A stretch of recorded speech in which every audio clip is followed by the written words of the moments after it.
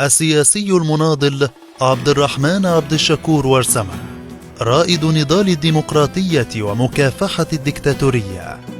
السيد عبد الرحمن عبد الشكور ورسمة هو ناشط سياسي وقف منذ سنوات عديدة ضد التدخل الأجنبي ومضايقاته في الصومال، ولحماية وتعزيز الديمقراطية ورعاية حقوق المواطن الصومالي ومحاسبة الحكومة القائمة ومعارضة الطمع الدكتاتوري. وقد مر السيد عبد الشكور في نضاله هذا بسلسلة من التجارب والمتاعب الكبيرة، بما في ذلك محاولة اغتيال مخططة ضده وحملات دعاية وتشهير وقيود على رحلاته وتحركاته وعرقلة اجتماعات موسعة كان يسعى لعقدها داخل وخارج البلاد. وفي أواخر عام 2017 نظم السياسي عبد الرحمن عبد الشكور في مقدشيو اجتماعات توعوية موجهة للشباب والمثقفين ووسائل الإعلام والمجتمع المدني، كما عقد اجتماعات لتصحيح المسار السياسي للوطن. وبدلا من استغلال المقترحات والتوصيات الهادفة المقدمة من قبل عبد الرحمن عبد الشكور زعيم حزب وذاجر المعارض لتصحيح المسار السياسي ومصير البلاد، رأت إدارة الرئيس فرماجو المنتهية ولايته أن ذلك يشكل تهديدا لوجودها، وذلك بسبب أنها كانت ردا منطقيا يهدف إلى دحض الافتراءات والدعاية الحكومية المضللة في وسائل الإعلام وخاصة وسائل التواصل الاجتماعي. ومعروف أيضا أن سياسة فرماجو وأصدقائه كانت مبنية على تقسيم المجتمع إلى وطنيين ومخربين، لأن استراتيجيته كانت تتمثل في إنشاء اتجاه سياسي أحادي الجانب وسحق أي شخص ينتقده أو يعارضه، وبذلك قد داسوا بشكل صارخ على المبادئ الأساسية للدولة الصومالية، والتي كان أهمها: أولا حوار ومصالحة وطنية، ثانيا تطبيق نظام فيدرالي، ثالثا تعميق النظام الديمقراطي، رابعا سياسة خارجية قائمة على مصلحة وطنية ولا عدائية، خامسا بناء جيش وطني يحمي الوطن والدستور.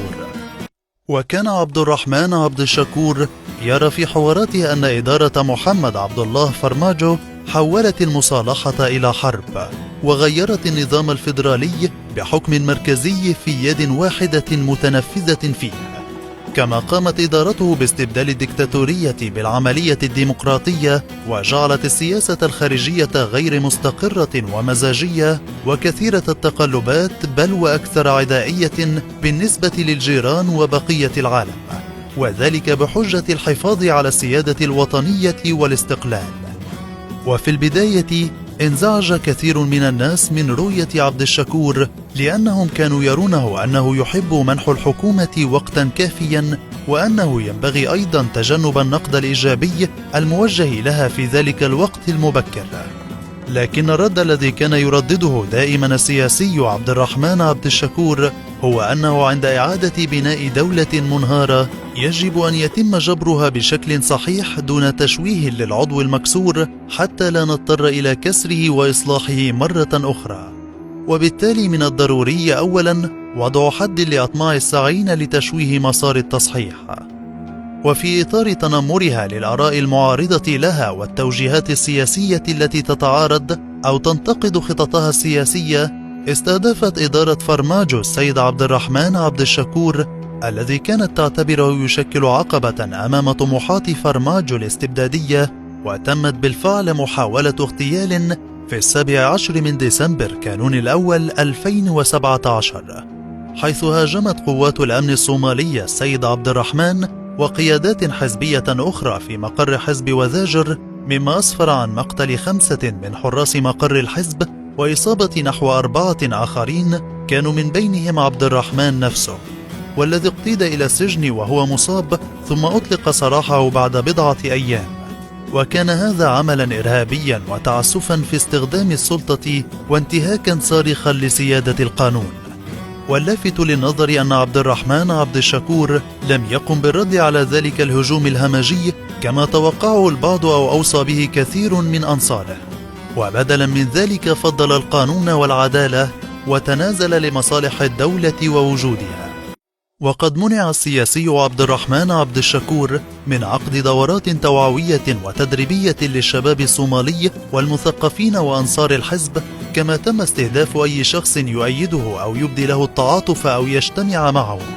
ولم يقتصر هذا التضييق على الداخل، إنما استمرت ملاحقته في الخارج، حيث أوقفت حكومات كينيا وماليزيا اجتماعات كان ينوي عقدها في كينيا وماليزيا بعد طلب من الحكومة الصومالية. بالإضافة إلى ذلك تم تجنيد مئات الشباب في منصات وسائل التواصل الاجتماعي لتشويه سمعة السيد عبد الشكور، وبالفعل تفننوا في صناعة مقاطع مرئية كاذبة لتشويه سمعته. ومع ذلك فإن الترهيب الحكومي لم يخوفه وأنصاره عن التحدث علانية عن سياسة الدولة الفيدرالية القائمة على الملاحقة الأمنية والتخويف. وكان النقد العلمي المبني على الحقيقة والواقع من الوسائل التي يستخدمها السياسي عبد الرحمن عبد الشكور من أجل خدمة المصلحة العامة للشعب الصومالي. ويشهد الصوماليون كيف أن السيد عبد الرحمن عبد الشكور كان ينتقد بشكل صريح فظائع وانتهاكات الحكومة الفيدرالية في جميع أنحاء الصومال، سواء كان مذبحة بيدواه أو الهجوم والعقوبات المفروضة على ولاية جوبالاند وحصار أرض الصومال. وعندما يأست الحكومة من سياسة الضغط والتخويف وتشويه السمعة، حاولت اللجوء إلى استمالته بتكتيكات وحيل أخرى كإغرائه بمناصب وأموال، إلا أن عبد الرحمن عبد الشكور يعتقد دائما أن ثقافة الفساد هذه قد أثرت على روح السياسة الصومالية، وعرف بها سابقا، وكيف أنه كان يحذر دائما من هذه الآفة التي استحدث لها مصطلحا اشتهرت به شعبيا: سياسة الارتزاق، وهي الممارسة التي كان العديد من السياسيين ينتهجونها في تعاملهم مع دولة فرماجو. وبشهادة الجميع خاطر السياسي عبد الرحمن عبد الشكور بحياته للدفاع عن سياسة القانون والدستور وحرية المواطنين الصوماليين، حيث تصدى بتضحية لطموحات فرماجو الديكتاتورية. كما تقدم عبد الشكور برؤية واضحة وحوار بناء ونشاط دائم. ثم إن الضغوط التي تعرض لها ومحاولات تشويه صورته أو إعاقة أنشطته لم تثنيه أبدا عن متابعة طريقه بنهج سلمي. وتجدر الإشارة إلى أنه خلال سنوات نضاله ورث الناس من السيد عبد الرحمن عبد الشكور مصطلحات ذات دلالة ومفهوم عميق، والتي وصفها بالظواهر الناجمة عن الواقع الاجتماعي السياسي، وتشمل تلك المصطلحات الشائعة باللغة الصومالية: الذباب الإلكتروني والارتزاق السياسي. كما ورث الناس منه مفاهيم أخرى كانت من بينها التوافق، الإجماع، التشاركية، والاعتماد على الذات. وكان بعض هذه الآراء والمفاهيم تعبر عن تصرفات كارثية كان يحذر منها، فيما كانت أخريات ذات قيمة تمس الحاجة إلى استخدامها لتحسين الوضع السياسي والقيادة الصومالية. وفي السياق ذاته فقد عرف السيد عبد الرحمن بتركيزه المستمر على مراقبة ومتابعة الواقع الجيوسياسي في المنطقة التي تقع فيها الصومال، واشتهر أيضا بالطريقة البسيطة التي يشرح بها للشعب ما يتعلق بالنظام الفيدرالي والعقد الاجتماعي الذي يحتاج إليه بلدنا، وكيف أن التحديات التي يواجهها الصومال الذي هو وطن يتعافى ويتوحد من جديد هي تحديات مختلفة عن التحديات التي تواجه دولة ينفصل بعضها عن بعض. هجوم فبراير.